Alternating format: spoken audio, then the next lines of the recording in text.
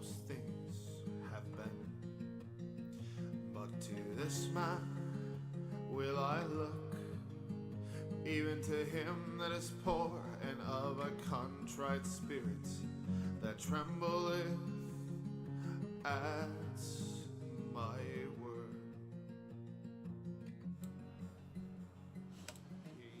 Hello, good day. Welcome to Line by Line Bible Studies. We're continuing our study in the book of Ecclesiastes. Very interesting book, gives you a different perspective, I think. And let's read it. I want to keep talking about it, but we're going to get to that. We're picking up at verse 12, but we'll get back and read from verse 1 so we can remember where we are. I said in mine heart, go to now, I will prove thee with mirth. Therefore, enjoy pleasure. And behold, this also is vanity. I said of laughter, it is mad, and of mirth, what doeth it? I sought in mine heart to give myself unto wine, yet acquainting mine heart with wisdom, and to lay hold on folly, till I might see what was that good for the sons of men, which they should do under the heaven all the days of their life. I made me great works. I builded me houses. I planted me vineyards. I made me gardens and orchards, and I planted trees in them of all kind of fruits. I made me pools of water, to water therewith the wood that bringeth forth trees. I got me servants and maidens, and had servants born in my house. Also I had great possessions of great and small cattle, above all that were in Jerusalem before me. I gathered me also silver and gold, and the peculiar treasure of kings and of the provinces. I gat me men singers and women singers, and the delights of the sons of men, as musical instruments, and that of all sorts.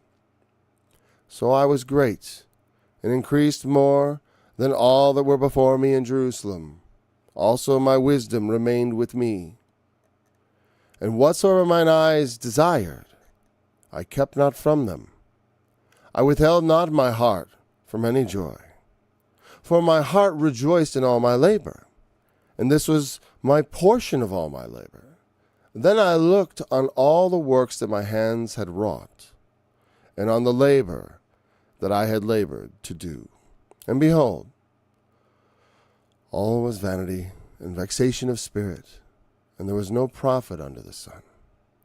And I turned myself to behold wisdom, and madness, and folly. For what can the man doeth that cometh after the king? Even that which hath been already done. Then I saw that wisdom excelleth folly, as far as light excelleth darkness. The wise man's eyes are in his head, but the fool walketh in darkness. And I myself perceived also that one event happeneth to them all. Then I said in my heart, as it happeneth to the fool, so it happeneth even to me. And why was I then more wise? Then said I in my heart, that this also is vanity. For there is no remembrance of the wise more than of the fool forever. Seeing that which is now is in the days to come, seeing that which now is in the days to come shall all be forgotten. Let me do that whole sentence again, for there is no remembrance of the wise more than of the fool forever. Seeing that which is now, I'm just going to start from that clause. Seeing that which now is in the days to come shall all be forgotten. And how dieth the wise man? As the fool. Therefore I hated life, because the work that is wrought under the sun is grievous unto me, for all is vanity and vexation of spirit. Yea, I hated all my labor which I had taken under the sun, because I should leave it to the man that shall be after me. And who knoweth whether he shall be a wise man or a fool? Yet shall he have rule over all my labor wherein I have labored, and wherein I have showed myself wise under the sun. This is also vanity.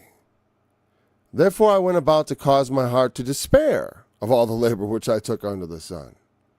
For there is a man whose labor is in wisdom and in knowledge and in equity, yet to a man that hath not labored therein shall he leave it for his portion. This also is vanity and a great evil. For what hath man of all his labor, and of the vexation of his heart, wherein he hath labored under the sun? For all his days are sorrows, and his travail grief. Yea, his heart taketh not rest in the night. This is also vanity. There is nothing better for a man than that he should eat and drink, and that he should make his soul enjoy good in his labor. This also I saw, that it was from the hand of God. For who can eat, or For who can eat, or who else can hasten hereto? For who can eat, or who else can hasten hereunto more than I? For God giveth to a man that is good in his sight wisdom and knowledge and joy. But to the sinner he giveth travail, to gather and to heap up, that he may give him that is good before God. This also is vanity and vexation of spirit. To everything there is a season, and a time to every purpose under the heaven, a time to be born, and a time to die, a time to plant, and a time to pluck up that which is planted, a time to kill, and a time to heal, a time to break down, and a time to build up, a time to weep, and a time to laugh, a time to mourn, and a time to dance, a time to cast away stones, and a time to gather stones together, a time to embrace, and a time to refrain from embracing, a time to get, and a time to lose, a time to keep, and a time to cast away, a time to rend, and a time to sow, a time to keep silence, and a time to speak, a time to love, and a time to hate, a time of war, and a time of peace. What profit hath he that worketh in that wherein he laboureth? I have seen the travail which God hath given unto the sons of men to be exercised in it. He hath made everything beautiful in his time. Also he hath set the world in their heart, so that no man can find out the work of God.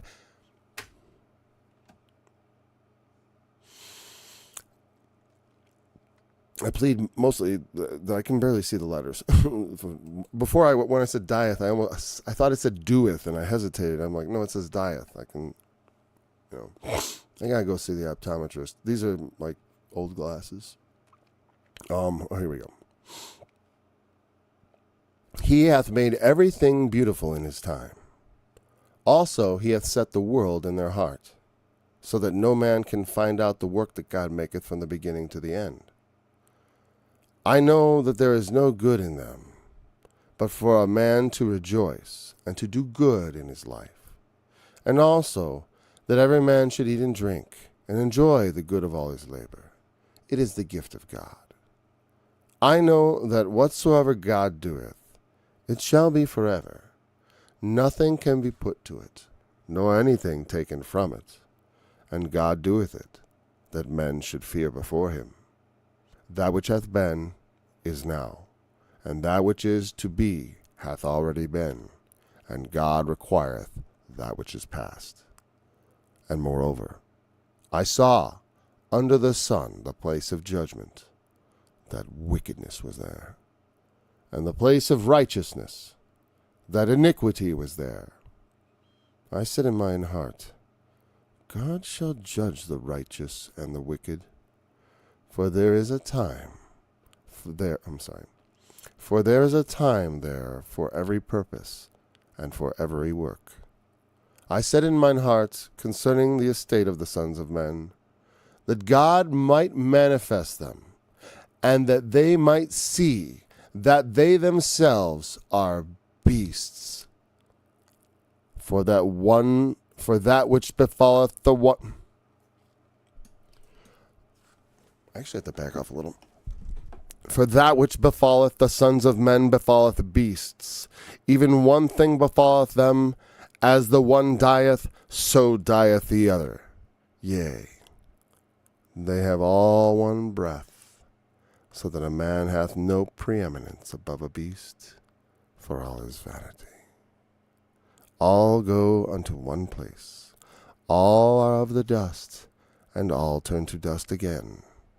Who knoweth the spirit of man that goeth upward, and the spirit of the beast that goeth downward to the earth? Wherefore I perceive that there is nothing better than that a man should rejoice in his own works, for that is his portion. For who shall bring him to see what shall be after him? Is that it? It is the wisest man's grasping with the nature of reality and not having the revelation of Jesus Christ. But also there's things he says that are repeated. Nothing you cannot add to God's work. That's something we talk about in Christianity. The eternal work of God, of salvation, is something you cannot add to. It's his work, his salvation. He is the Savior. That's why you cannot be saved by works. And none of your works have anything to do with whether you're saved or not. I don't want to go. It's funny. It's an important thing to emphasize. And people get it wrong all the time. And they go in two directions. They go, no, wait a second. It does matter what you do. Or they say, nothing matters. When it's like I say, I think that there's a reason he calls us sons. Because that's the kind of relationship you have with him. Which is not one of it's a grace relationship. You're not going to, just because your kids mess up, you might give them the belt, but you ain't going to, throw them out for some small thing. Now, when people come into your house, strangers, who say they want to be adopted by you, and they start, wiping feces on the wall and not respecting your rules and, and smiting their fellow servants, hurting other people in the house, it's like, God doesn't respect that fake faith. That's fake faith. Fake faith. It's just a claim of faith because you want to be part of church. Sure, I believe. And they may even think they believe. I think you can delude yourself because there must be, because it says, God shall send them a strong delusion to believe a lie.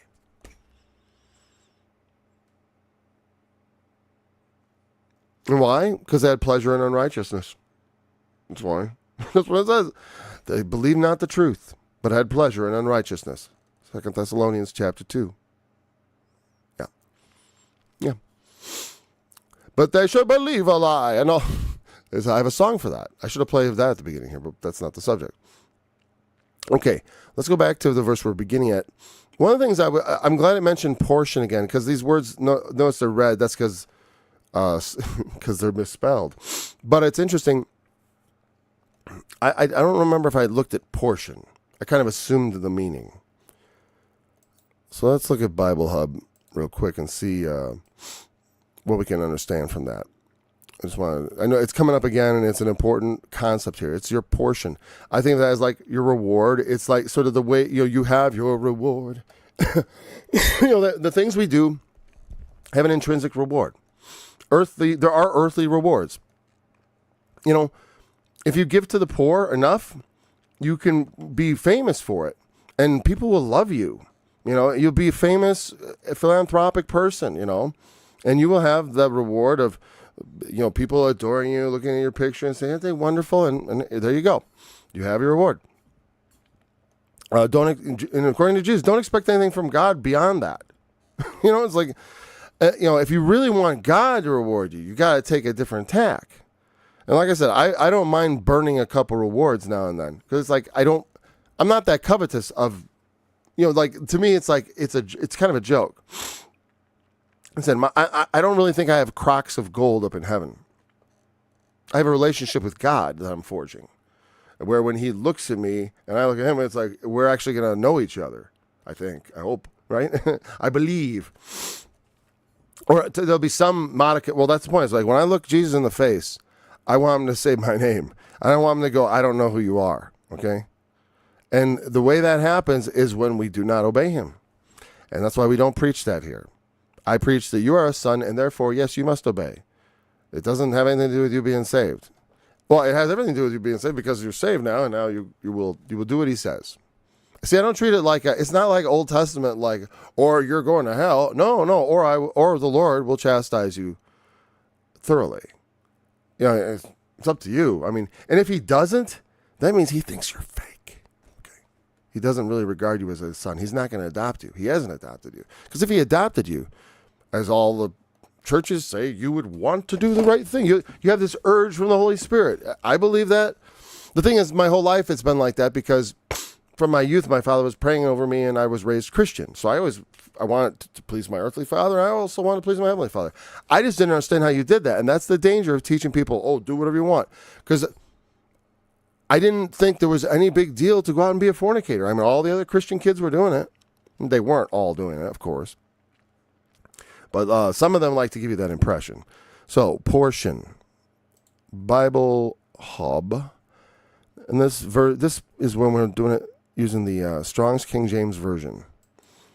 So we have the Strong's numbers embedded right there with the translation. Where's verse 12? Very smallly written. Okay, it's down there a little more.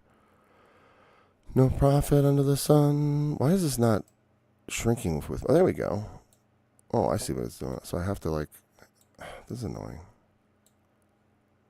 I guess they've insisted now that I can't have it all on the screen. It won't wrap around until I get wide enough for the ad to fit. And then it gets, well, that's right. Now it's gotten smaller. Okay. Now I can barely read it. That's great. But wisdom and matters, where is, that is verse 12. Well, we want verse earlier. Portion, there we go. I'm sorry, most of my slow searching has to do with it. It's very difficult for me to read those tiny letters. Chelek. The KH is the one everyone makes fun of. All right. Properly smoothness of the tongue, also an allotment. I wonder how that comes about, right? Your portion, your allotment, smoothness of the tongue. No idea. No idea. Not even going to try. Sometimes, I love to play with the language and try to figure out how words came into being. I got nothing on that one. Allotment. Again, and what is an allotment? It's the part you get. It's something for you. Like I said, rains on the just and the unjust. Every man, whether they believe in God or not, can have a pleasurable life and enjoy the fruit of his labor. And there's nothing better than that. And as a Christian, to me, that is what I seek in the world, to love my neighbors so that they may be able to peaceably labor. And my neighbors aren't just my neighbors nearby. They're my neighbors on the other side of the world, the ones that my country persecutes and tries to tell them how to run their country, especially when they are God-fearing people and we are bombing them and accusing them of not tolerating sin. It's like, I'm sorry. You know what? They have we have our own issues. We've got millions of dead children of our own children, and now we go about doing it to the other people's children. So anyways, the thing is, this is what doing good to people is, so that they can live their lives peaceably. And it's fine to say, oh, but they and their, they and all their conquests and all that. It's like, that was a long time ago, most of that. They'll be at it again. It's like we are constantly on conquest. I remember back in 2003, they told us we were going to go Iran, and then we were going to do Syria and Libya, and all this is coming along. It's just taking a lot longer. Everything Wesley Clark said in that interview, General Wesley Clark, he was like, they came in and they said, these are all the wars we're going to fight over the next 7 years. And it turned out not to be 7 years, but 30 years. Because they couldn't quite roll out the massacre program quite as quickly as they would have liked. Bringing down people's governments and sowing chaos in their country is evil. And we do it for our benefit. That's evil. You got to rejoice in your own labor, not steal from other people. Just because you're powerful enough to do it. And then we shut our eyes. We don't want to know about it in this country. We just don't know about it. We're ignorant. I've been ignorant most of my life. A lot of it. I was just like, oh, why? They hate us because they're evil. No, they hate us because of the way they encounter our country in their country. That's why they hate us. That's why they're screaming death to America. because America has been bringing death to them. If there was some country that had come in and bombed my family and ripped up my government, my constitutional government that we, the people, created, if I wasn't a Christian, man, I might be screaming for death. I know in my heart I'd want to. Like I've said, God help me, but I love violence, and I forswear it. It's like I do not believe in the ways of violence, even though there are times when I very much feel the temptation.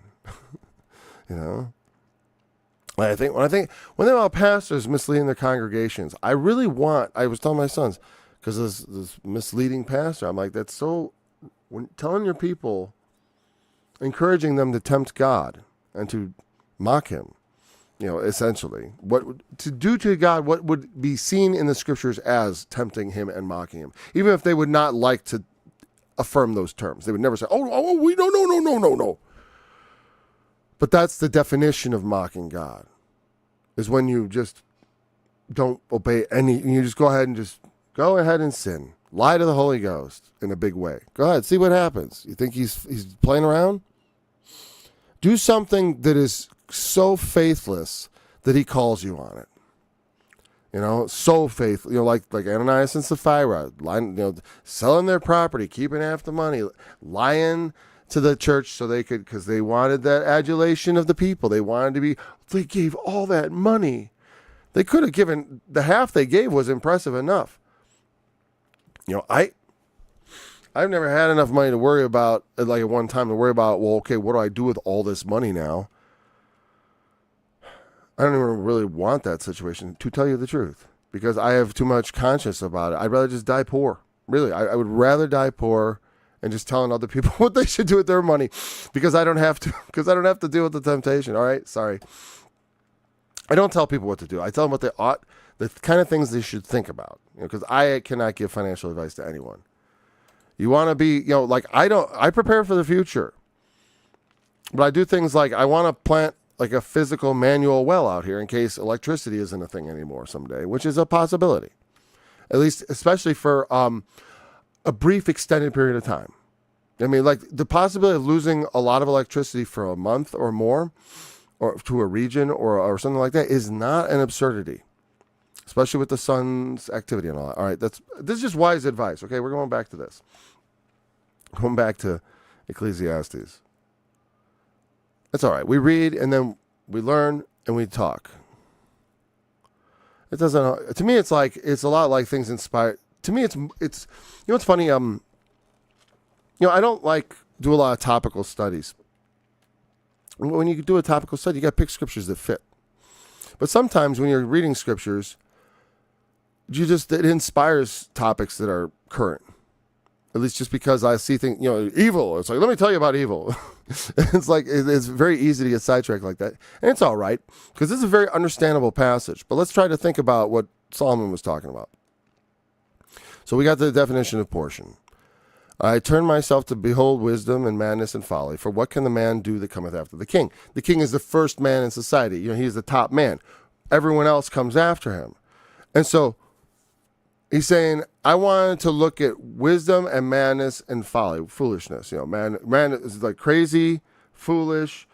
There's difference. There's a difference between crazy and foolish, because it's not always the same reasoning, I guess. I don't know.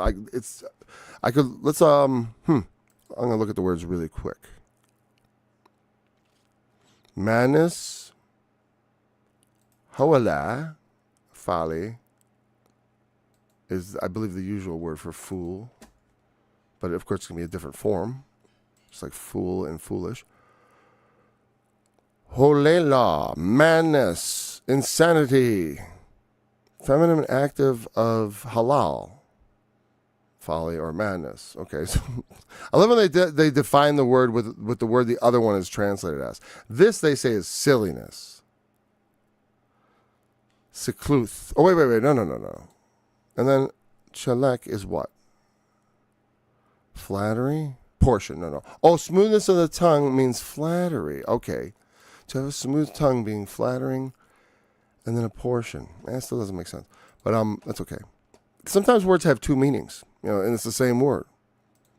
Like, look in your dictionaries. 1, 2, 3, 4. It's like just the way it goes. You gotta use the context sometimes to figure out which one it is. So that's the word translated madness. That was holela. And sekluth, folly or foolishness. For some reason, they want to call it silliness, because I think there's another word. Like when it says the fool, the next one, when we get down to fool, he's going to talk about the king and the fool. And what's the fool? Let's write down here. He also vanity. I'm sorry, my vision here is having trouble, and I want to find just the word fool. Anywhere. Oh, there we go. A fool. See, sakal, which sounds a lot like, doesn't sound much like sekluth, but it sounds related, like it might be related. I don't know. From sakal, silly, foolish, sottish. Well, we'll have to keep our eye out on what the different words for fool are as we encounter them. If there's much of a distinction. I don't think it really matters. It's like, things that aren't, it's the opposite of wisdom. And wisdom is knowing what to do when, because it's not always like, you don't always use the same solution every time for maybe a similar problem. There might be a little difference that needs to be accounted for.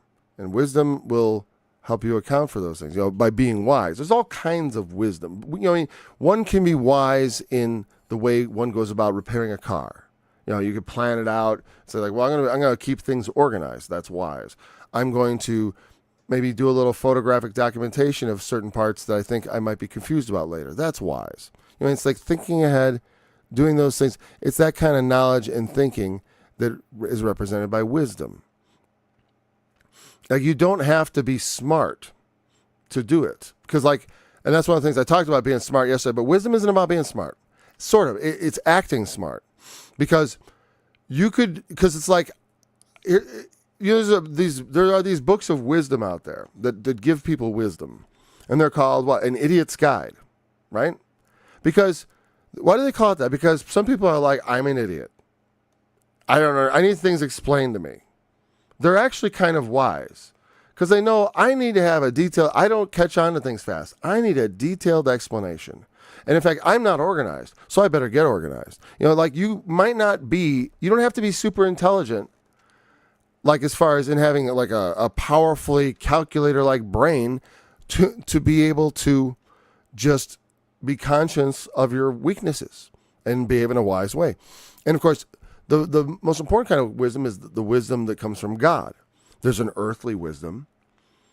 And some of that wisdom can be useful in the world, but also, like Jesus said, the children of this world are wiser in their generations than the children of light. Or the children of the kingdom. I forgot which one he said there. They're wiser. A lot of my paraphrases are based on that. It's like string together similar sayings, but the meaning is not inaccurate. And all he means is that in the world, it works out better sometimes not to do what Jesus says.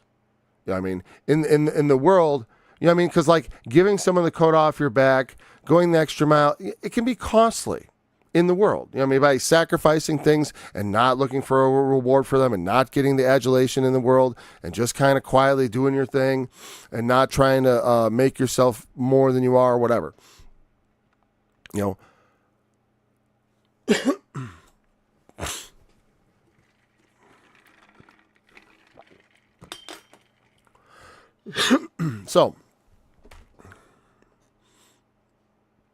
So what can the man that do it that cometh after thinking? He's not going to have, and what does he mean by what can he do?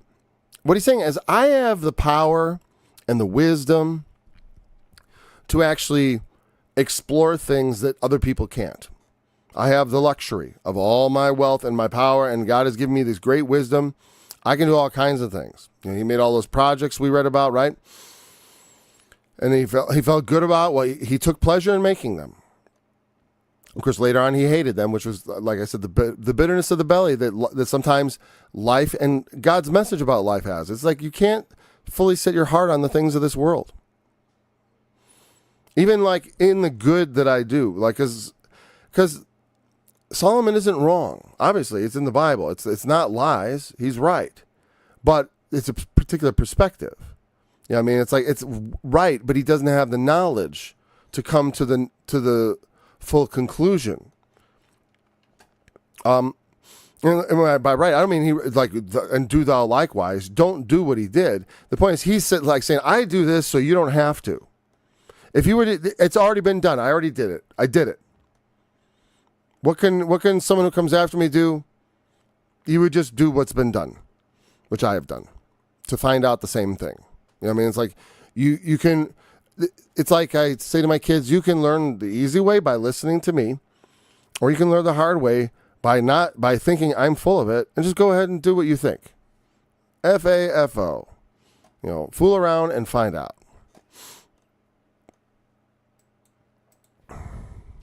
And certainly to a certain degree when they're young, I do not allow it at all. But as they're older, on some level, it's like, yeah, I can't watch you constantly. I don't want to watch you constantly. That's why God makes it so it doesn't seem like he's watching us constantly. He doesn't want you to feel like he's watching you constantly, even though he knows everything. He's God. But it's like, he wants us to be us. Be you. Be you. And we'll see if, when it's all said and done, whether I know you or not. He saw that wisdom excelleth folly, as far as light excelleth darkness. Wisdom is way better than folly. I tried both. I can say that's true. Totally true. It is way better to behave wisely than foolishly. It may look fun. Like you watch a movie, you see some comedian doing goofy stuff, right? But also you remember a lot of those guys die early. Robin Williams, suicide. The guys who, like, there's something, like Jim Carrey seems to have had some sort of spiritual awakening or something. So it's like he's on a different path. Because it's like, you start realizing this is all garbage. This is not any happiness. I've heard him talk about it. It's like, the glitz, and you realize it's like, that is just nothing. And people make a big deal about you and all that stuff, but it's like, boy, that's not life. And being wise and being connected to what's real is much better than being connected to foolishness, silliness, madness, and folly. And also, all the things. What is folly? It's the things that you're told. Don't do that.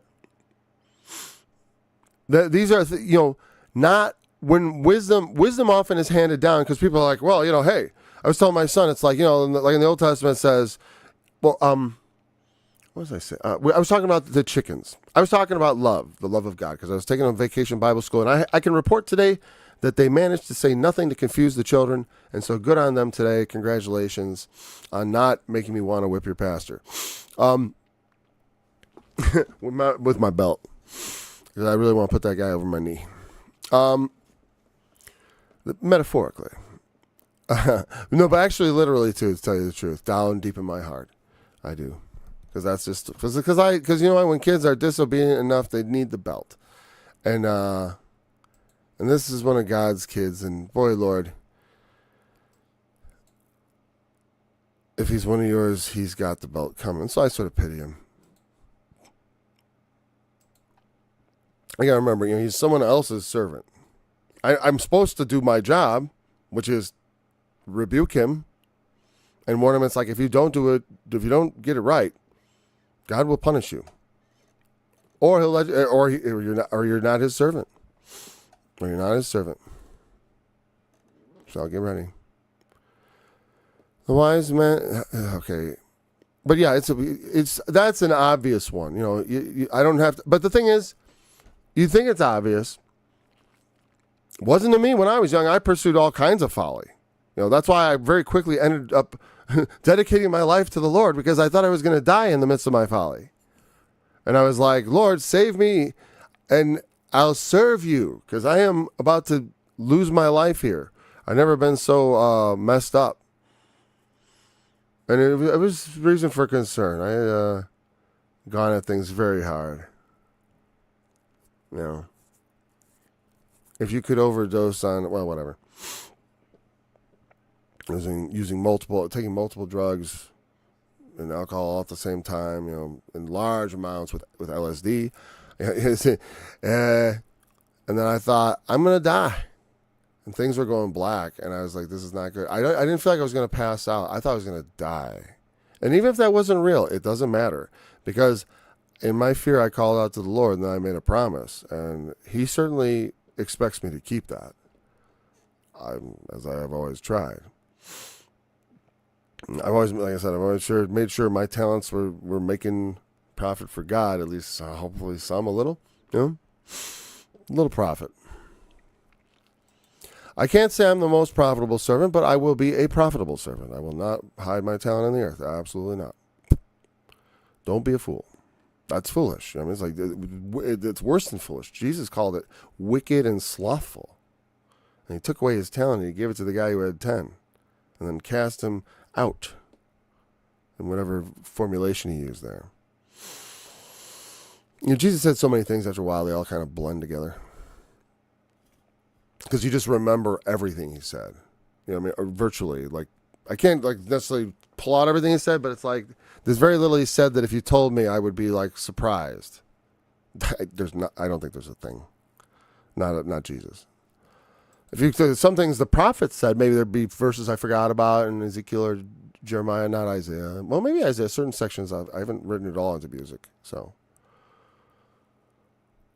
then said I in my heart, I said, happeneth to the fool, it happens to me. Death comes to all. Why was I more wise? I can't escape death. This is an awesome question. This is definitely leads right into the gospel. Well, what does wisdom get me? I don't, by wisdom, I cannot make my life longer. I cannot, you can sort of, but not really. You know what I mean? Your soul may be required of you at any moment. You could just drop dead. People do, of various causes, and you don't know. There was this genetic thing. Suddenly nobody noticed. It was undetected for years, and they just died. But God put that there. He did, and all part of that. Just like he made it bring forth thorns and thistles, and parasites, and nasty things.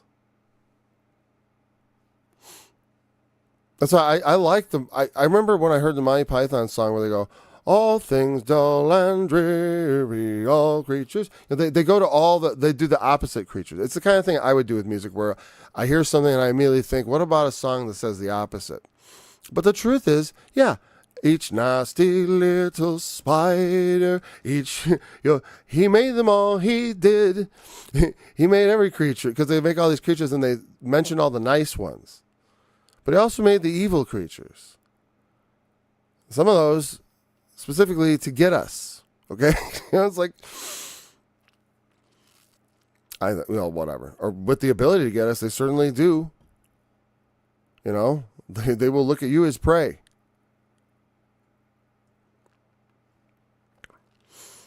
For there is no remembrance of the wise more than... No, most wild animals do not like to tangle with humans, but they will on occasion.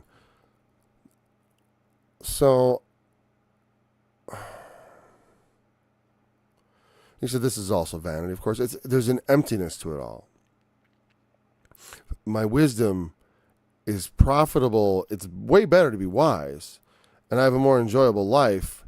And I might even live longer by wisdom, to tell you the truth, but my ultimate life is the same length as any man's. There's an old fool. There's no fool like an old fool, they say. And some old fools, they just go on. They don't die. The folly that doesn't always get you. That doesn't always mean you die. You don't have to be that foolish. And so, an old fool might live just as long.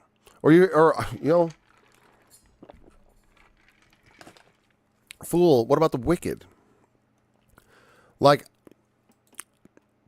There was someone in a family. This is a true story I know about.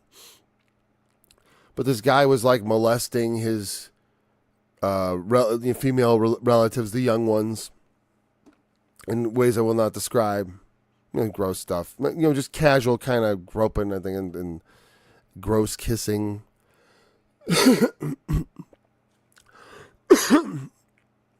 No one ever told on him. And then he lived to be like 90 something, maybe 100. And everyone, oh, what a wonderful guy he was. Everyone's like, oh, he's a wonderful, wonderful guy. He's a wicked, evil person who's probably going to burn in hell. Okay? But boy, the world should thought he was awesome. But the truth is, in the end, there's no remembrance of the wise more than the fool forever. There are so many wise people who have lived that we don't have a catalog of all the wise men. I mean, some of the most famous in history, like Solomon, right? We have some of his writings. Some people don't even think this is him. It doesn't matter. Nobody really remembers Solomon. Someone's writing is like a very pale ghost of that individual. That's not, there were people who actually knew that guy and cared about him, close to him. Who could say, yeah, Solomon. Like when I die, God willing, I die and my children are still all alive and they can remember me. They'll remember father. They'll talk about their dad. They, like I talk about my grandparents who have all passed away. My grandparents are all passed away. But I still talk about them. I still remember them, right? Give it another couple of generations. I sometimes talk about my grandma. My great-grandparents, because I did know them, but very much less. My kids didn't know any of their great-grandparents. They knew my grandparents a little bit. Some of them didn't, not so much, because they died when they were young. And and as that progresses, people are forgotten. There's a like I said, in the end, I heard this on Tucker Carlson. In the end, all graves go unvisited. That's the truth. In the end, there's no one left to visit your grave. And it's kind of sad, but that's the sad truth of reality outside of the salvation of our Lord Jesus Christ. Okay? Remember, that's the way this is looking at it. This is the life under the sun. Here's what you got, man. Here's what it's like. This is like a little report of how are things going. I was saying that there was this series of movies about 28 hours or 28 days or 28 years or whatever, something like that, like after a big event. And then that's when it takes place.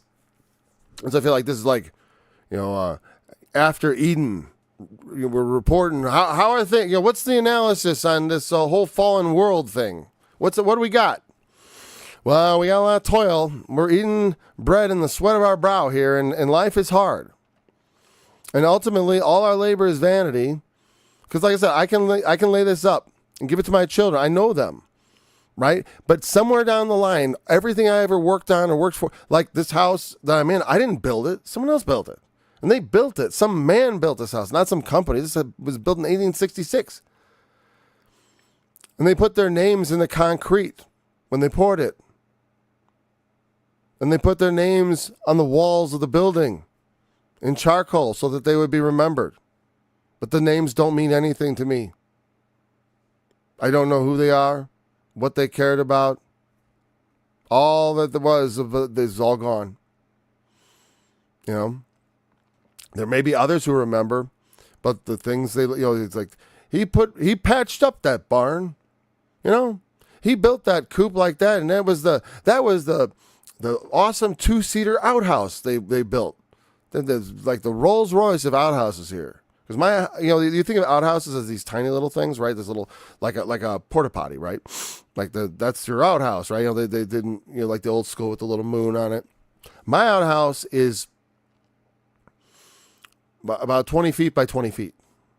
That's the whole building. It's sizable. But all is forgotten ultimately. I can pass on the property, and maybe it'll stay in our family for a few generations. Maybe it'll stay in my family for dozens of generations. Even so, at the dozenth generation, even if there's a Stringini living here, I'd be shocked if they really knew much about me. Unless my family just became like they were like, our father Paul, he sired the line of Stringinis and blah blah. I don't, if there was some sort of, I am not that. I only want I only want one remembrance. I just want the Lord Jesus to remember me and take my name out of his book and breathe my breath back into my body and bring me to life again. That's all I want, is him to remember who I was and to breathe that breath back into that body, that it may rise from the dead and be changed. That's all I want. That's the only person I care about remembering me after I die. I mean, I do care about my family stuff, but that's the only one I really care about. Because I do want to come back. I'll be back. A wise man dies as the fool. I mean, not always, right? You can't compare every wise man to every fool. But, like I said, there are wise men that live very short lives, and there are fools that live very long ones. There's no accounting for it. You know, it's like you think like, well, if you live wrong, you die. Like in Job, if you do wrong, you die. Things happen and it's over. God is always just. God is always just. But the world, that is not the same as saying the world is fair. Because you understand, justice to God looks like us. We die. You know what he said to Adam? "In the day you eat thereof, you shall die." And that's what, people say, well, he didn't die. I can take it in multiple ways, and I have. But one of the ways I like to think about that as, this is what I think should happen to you for you not listening to me. If you disobey me, even in the slightest thing of eating the wrong fruit, you deserve to die. I'm God. I made you. I'm telling you what to do. Don't do that. But man was corruptible, and the serpent came in and corrupted him with lies. And we ate of that tree. And in some way, like I said, God set that up, and I believe he intended it also to happen, so that this redemptive work would be done. Because that is the way he ordained he would bring about his sons to their sonship. Could he have done it some other way? I suppose he could have. But this is how he ordained it. And I always say that so I don't have to say, I never say, he had to do it this way because, no. There are no forces at work outside of God making him do things ways that he doesn't want to. It is all about internal consistency. It is all he is bound by is being consistent with his own self as much as he desires to. I mean, he doesn't even have to be that way. He just happens to be that way. God is just.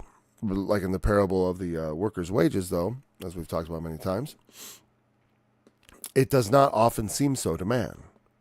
To man, this seems unfair. Why should the fool live as long as the wise, or longer?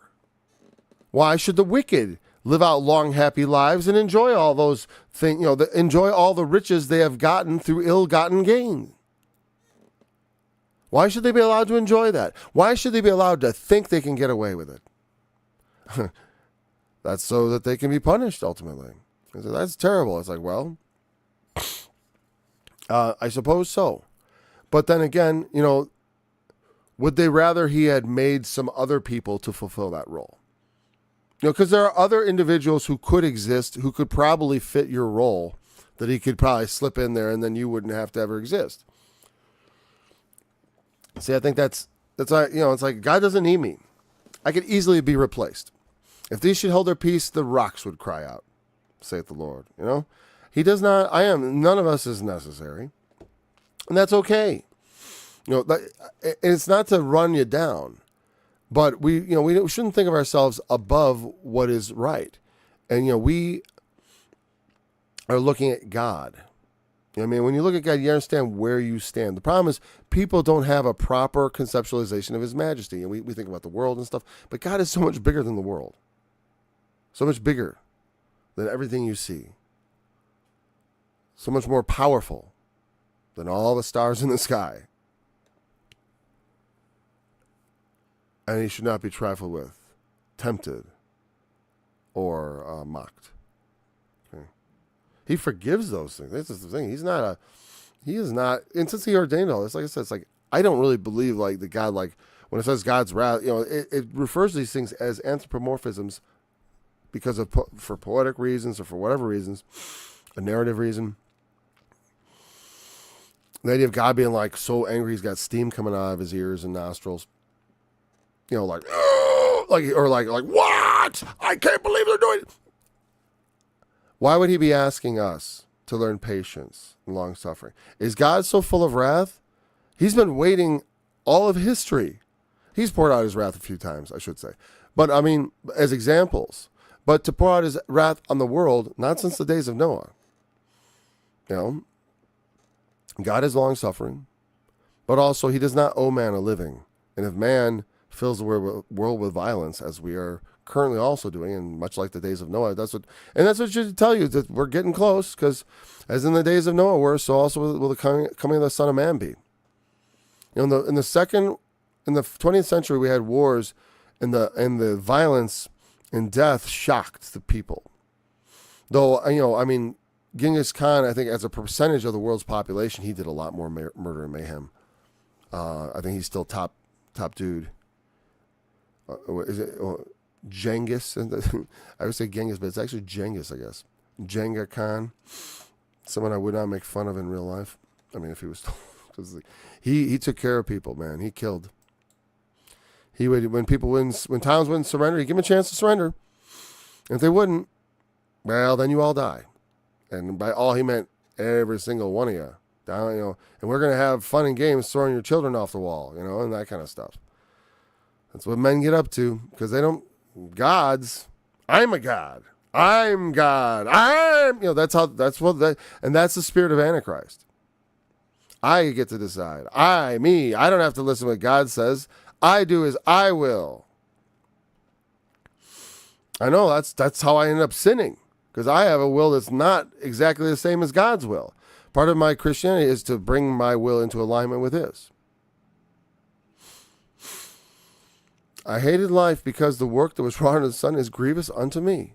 For all his vanity and vexation. What's the point of all this? Like I said, if I can't pass it on, if there's no real lasting legacy, you know, what am I supposed to look to for that? You know, like he's sort of looking for, like, because that's what you think is like the legacy.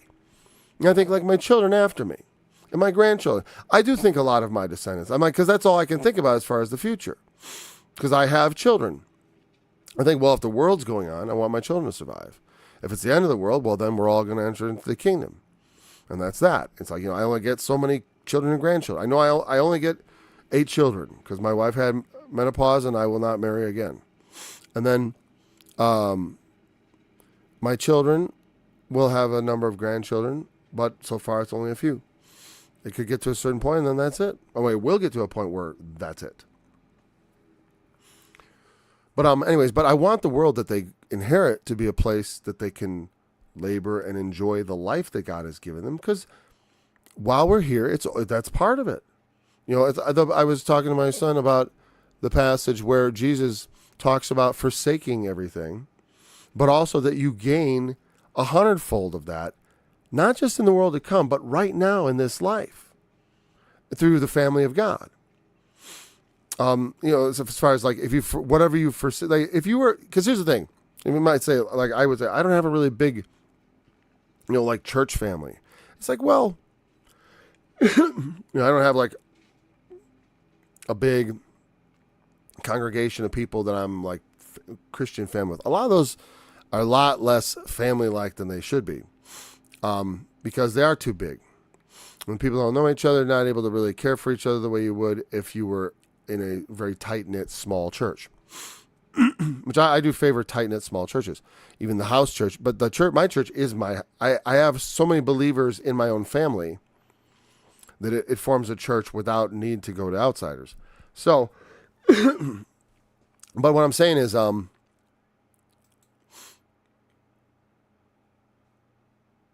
that it's not, but it is a reward in the earth. It's not a worldly family. I mean, like if I had a life, because I was raised Christian, but I did try to go and live the life of a fornicator.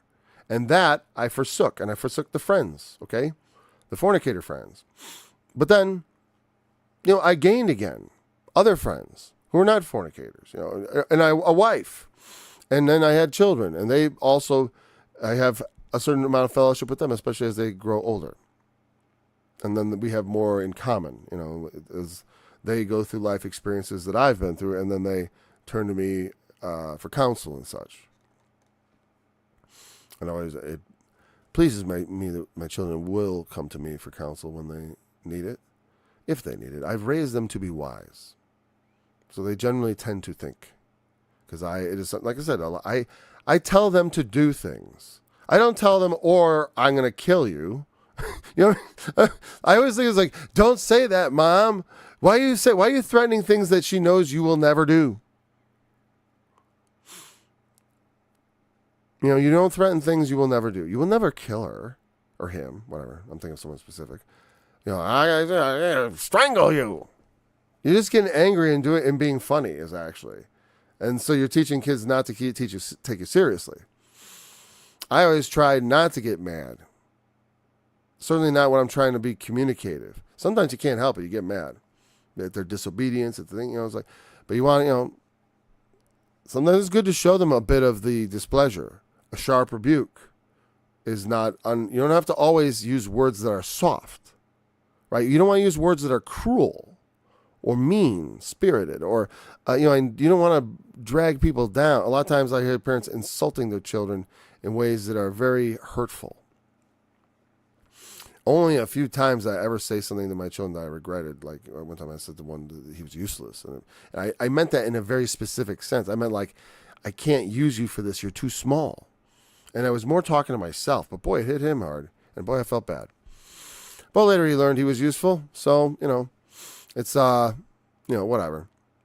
You make mistakes. You know, I am regret. I learn. I repent. And that's all I can do. I'm a son of God. I'm not going to live in fear that God's going to kill me because I made a mistake. He's not. I'm still saved. You know, he never threatened me once. I never got threatened once with him taking away my salvation. You know, he never said, I'm going to take away your salvation if you don't do what I say. No, he just said, welcome. Now here's what you do. I want you to do this. Now you're my servant. He brings you in. But, you know, how do we respond to this? That's the key, because it's not so much like something that's in my hands, but it demonstrates what and who I am. How I respond to God's call is sort of the revelation of, has God given me faith? Is there faith there to be saved? Well, let's watch what follows. You know, we could only know that the thief on the cross entered into paradise because Jesus said so. You have to see what follows. What followed was the words of the Lord. So we know now. Well, most people, when they die, we don't get that. We don't get that Jesus' instant pronouncement. You're going to paradise. Guess what? And guess what happened to the other guy? Therefore, I went about to cause my heart to despair of all the labor which I took under the sun.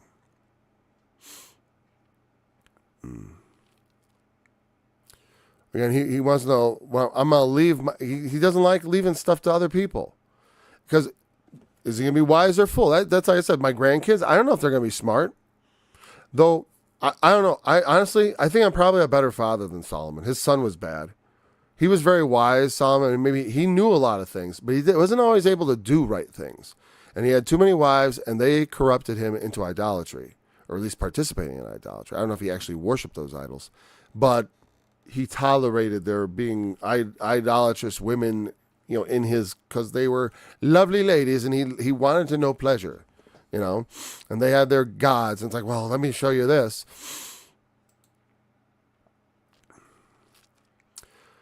But who knoweth whether he shall be a wise man or a fool? Yet he shall have the rule over all my labor where I've labored. He's going to get to all the stuff I built. And you know what's funny? His son was a fool, and he lost the kingdom. You know what I mean? It's like he lost the kingdom. 10 tribes were taken from him. You know? Boy, you know, prediction, in fact, the next several kings were all fools. I believe. I forgot when the next good king came along, but it was a little bit. It was a little bit. Well, because you start off, you lose your kingdom, and you go right into civil war. And so it was a very bad period in the Israelite history. Okay. Therefore, I went about to cause my heart to despair of all the labor. You know, because he was like, why did I bother to do all this? Now, he had enjoyed doing it, but there is this weird thing, you feel possessive over things, like you want to keep it. Like I said, that's why in the prophets, when God talks about the ideal state of the future promised utopian, prophetic vision of what we come to think of as like God's kingdom, perhaps the millennium, or even the eternal state, which is maybe a bit different and further on, I think, at least in my opinion. In Isaiah, they say, they shall build houses and inhabit them. They shall plant vineyards and eat the fruit of them. The idea is that to be able to truly, because it's like, to truly get the fruit of the vineyard, not just to have it for a while, but to build something that lasts forever. That. And you get to keep forever. That's what treasure in heaven is about. But it's not about, though I could imagine an eternity going, I'm building physical things. I really want to. I like that idea. I want to build, like, I'm going to carve giant stones and make things like that. It's like, I'm going to do some stuff. If permitted, maybe I may encounter God and get froze there for a couple billion years. I don't know. And then maybe I'll never want to leave his presence. That, of course, you can take his presence with you also. And like, does he really just want us just like dumbstruck doing nothing in his presence? Wouldn't he kind of like when I'm with my grandkids, I like to watch them do things. I like to watch them play with the Legos, and I'm sure he enjoys watching us be productive and do neat things. That he is, he's given us this spark of life and this divinity. I'm sure it's very, that's what he calls us sons. He wants to adopt us. It's this very beautiful thing. And like I said, it's terrible that people take it and then ruin it by saying, yeah, and you don't have to do whatever. It's like, you know what? I want to swear at you because, it brings cursing to my lips, but I prevented it from coming out. So. Man must bridle his tongue, or die trying, right? Or die trying. And say, there's a man whose labor is in wisdom and in knowledge and in equity. I don't know if that's our word, equity. It means more like equality of justice. And I bet it means justice. Because that's what equity means, actually. When we say equity, it's not equality. Equality means equality of outcome. It means equality of opportunity. That's what we mean. That people would be treated the same by the system. Not that the system would treat them differently to make sure they all ended up in the same place. That's equity, which they call justice. They think justice is everyone ends up with the same thing. And in fact, some people will look at the parable of the workers' wages and say, look at that, there you go, equity. Except remember, it made them all mad. And actually, it wasn't equity because... Well, it is equity because God did equity right there, but the moral was, because like I said, if you break it down on an hourly basis, actually he paid the last a lot more relative to how much they worked. And that's just, I don't know. But it is a good example of what equity is. It's the idea of a just outcome that is even. I don't know that I agree with that entirely. Well, in this way, I do agree with there's certainly a place for a certain amount of equity. We want justice, of course. People deserve justice, but picking winners and losers in the game of labor is, except for people who are unable or somehow, there's of course exceptions. Able-bodied, able-minded people who are able to labor. For the Lord, and I mean for the Lord, and before the Lord may mean you go do your job, you do it in a godly way, you bring home the bacon, you do your family, you love them, whatever it takes, and you quietly live out your life in an upright way. That is part of what God wants because it helps create the world where other people can enjoy that same life as God intended. That you should have happiness in your labor, that people wouldn't steal from each other and kill each other and bite each other and steal.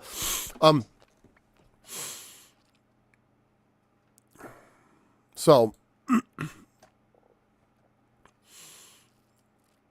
a man that hath not labored therein shall he leave it for his portion. And he's going to get, all that I worked for.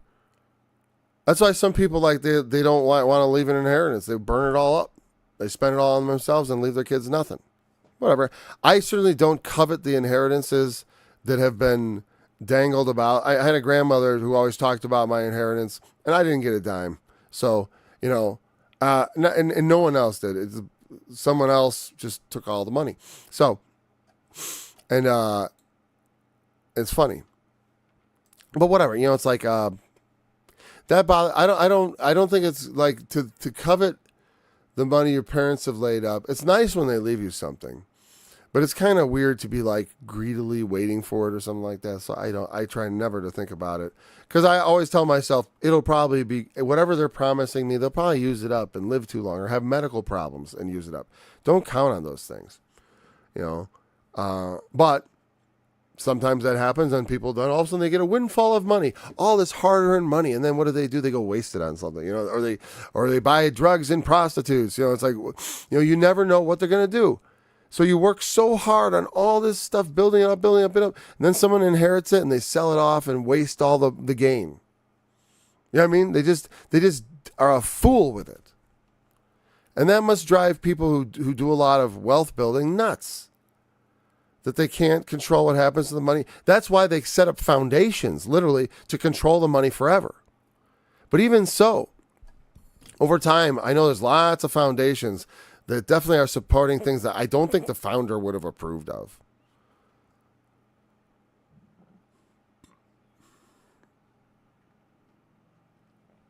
So what does man get out of all this? All his days are sorrows, his travail grief.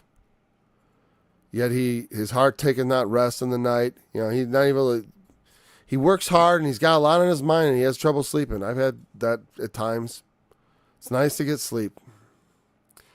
There's nothing better for a man than that he should eat and drink. So again, this is the answer. What does man get out of this? Well, he gets to eat and drink, and that's not bad. I like eating. You like eating? Food's enjoyable. So enjoyable that it becomes a sin to some people and they become gluttonous. But also sometimes a sin to people because they enjoy the taste so much that they don't notice that the food they're eating is poisoning them. That's what this ultra-processed food.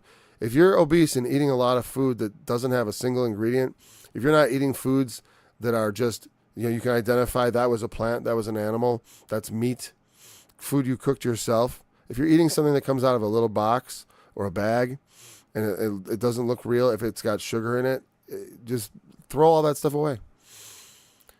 And eat real things that God made, not things that DuPont made.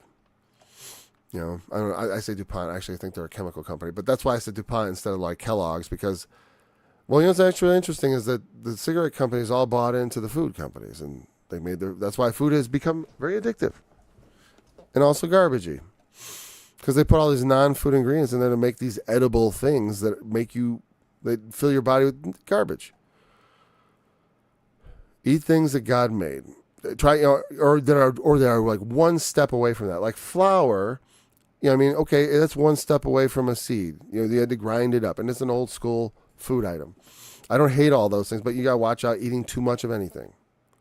And also where it comes from these days. Thing is, when you have knowledge, it creates problems.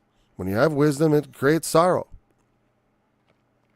And also life is just itself a struggle. There are sorrows. There are joys, right? But there are sorrows. It's not an idyllic life of nothing but nobody has a life of pure happiness unless they were born maybe as a mentally deficient person. They might have a very nice childlike existence all their days. But if you come into the adult world, even if, like I said, there's people with everything who still despair of their lives and destroy themselves. And you think, like, what? They had everything. What is everything? What is everything? Like when I think of like earthly needs, I have a car. I would like one that ran better and that I was sure didn't need, that wasn't like post 200,000 miles. That'd be nice. And I think about my house. Well, I like my house. I like to fix the things that are broken. I think about my swimming pool. It's an above ground pool. I'd like a big in-ground pool. That's the extent of my greed. When I think of like what I would do if I had a lot of money, I always end up with just like a nicer car and a pool, and that's it. And not that I'm promising to do. I'm just saying it's sort of a joke, and it's not such a bad thing. I mean, I have a gym, so it's not like extra like that kind of thing. I would use it for good. I mean, I might even baptize people in it. That might not be a bad thing. But I could do it in the above ground one too. I might build a deck around that thing, but that would all be by my hands. Anyways, there's nothing better for a man than that he should eat and drink, and that he should make his soul enjoy good in his labor. This also, the fact that you work hard and you earn it, it feels good. What sucks about working sometimes is when it's toil. Like, I like working for my profit, but I don't need to tell all this. This is going to be boring. But I have situations, sometimes you have situations where you have to do some really hard labor, and it's like, because if you don't, your dad's gonna get a ticket, or it's like you gotta go fix his house. You don't want to be doing that. You don't even think the house is gonna be worth it, but if you don't fix it, they're gonna throw him out. So what do? Well, you gotta go fix it, even if it's not worth it, even if there's no profit in it. Oh boy, it's just preventing evil from coming. That's just the way it is. Is that labor enjoyable? I try to make it enjoyable because I do enjoy the work. I'm not afraid of the physical activity. That for sure. I'd rather be using my time to do other things than, fix the roof on an old house that is falling apart and not going to be worth anything. I'd definitely rather be doing something else. But, whatever you do as unto the Lord. And, with rejoicing. Here's the thing. It's not a command to make you feel guilty about not rejoicing and everything. It's just giving you permission to, go ahead and be happy. And I think it's hard sometimes to be happy in the face of the difficulties of life. So, it's understandable. The Lord Jesus himself was a man of sorrows and acquainted with grief. He understood. He wept at the death of Lazarus at the funeral. I don't think it was, it is said that it's like a snorting sort of, it's not necessarily like a boo-hoo, but still, I can see the strong emotions bringing tears anyways, even if they were tears of rage, even if that's really what was going on. So make us all enjoy this. I saw that it was from the hand of God. God has given this to the sons of men, that it rains on the just and the unjust, and food tastes good to everybody. And it says, for who can eat or who else can hasten hereunto more than I? I'm the king. I know. I've enjoyed it. I've taken a look at everything, and the pleasures of life. To eat and drink is also a meta. It's not just food. It's just like Christ. We eat and drink Christ. It is a metaphor for all the necessities of life, and the simple pleasures of life. To eat and drink, to build houses and inhabit them. To take your rest of your labor, to labor and then rest. To labor and then rest. It's a pattern that feels good. And let's just finish this last. Who can eat more than I? For God giveth to a man that is good in his sight wisdom, knowledge, and joy. But to the sinner he giveth travail, to gather and heap up, and he may give to him that is good before God. This is also vanity and vexation of spirit. Well, because ultimately he doesn't see the purpose of it. God does give to someone who's good. He gives them wisdom, knowledge, and joy.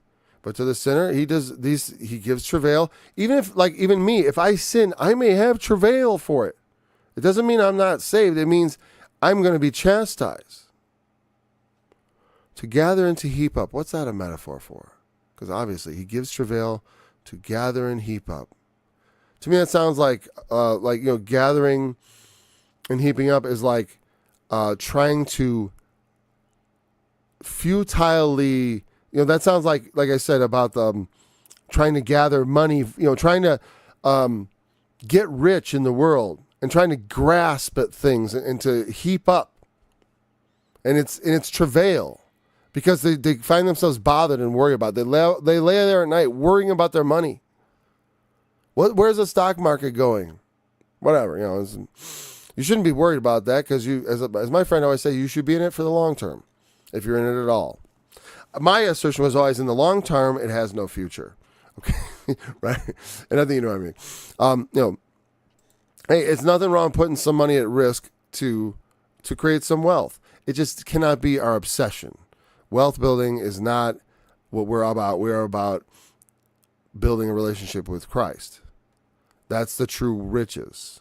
That's what all that represents as far as I'm concerned. Because you get it from doing things that please him and make yourself, it's like, so To me, it's like the real treasure, because in heaven the streets are made of gold.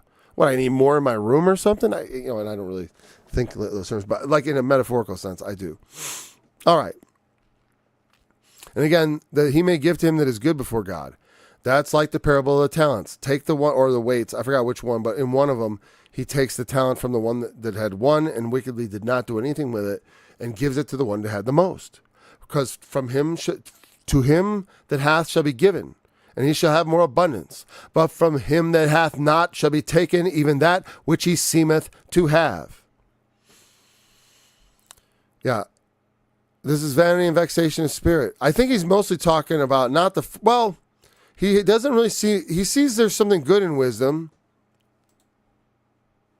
and joy. And this but, I think the vanity comes in the but part. I don't think he's saying that God giving wisdom and knowledge and joy is vanity. I think he means the second clause. That's my opinion. I think that's right. Yeah, right. It's not saying that. Okay, because that doesn't make sense. Now, wisdom, again, the fact that the wise and the fool and all that, it is sort of empty that we all have the life. It doesn't seem to actually affect the results. God does bless people, and he does give them difficulties from not listening. But but still, what's the point for them? I guess I don't know.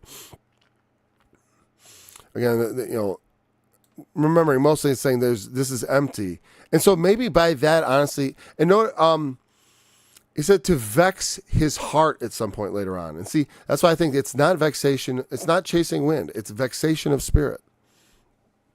I think that's a much better translation, because later on it says the same, vexation of your heart, because that's what it's really talking about. It's like you are vexing yourself. It's not just, it's like you're vexing your heart over something that's empty, to gather and heap up. And then we'll go on to chapter 3 next time. We read it a bit. We've read it several times. Great chapter. It'll probably take us a while to get through that, because we'll talk about these different seasons and the implications. Because it's interesting. This is a time to hate. Is there a time to hate? Oh, yeah. There's a time to hate. Now, you better be careful how you proceed. But yeah. Anyways, we'll talk about that next time. Remember, the testimony of Jesus is a spirit of prophecy, and he is a fulfillment of the law. Heaven is my throne, the earth is my footstool. Where is the house that she built unto me? And where is the place of my rest?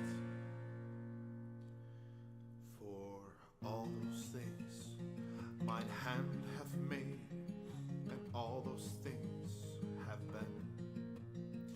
But to this man will I look, even to him that is poor and of a contrite spirit, that trembleth at my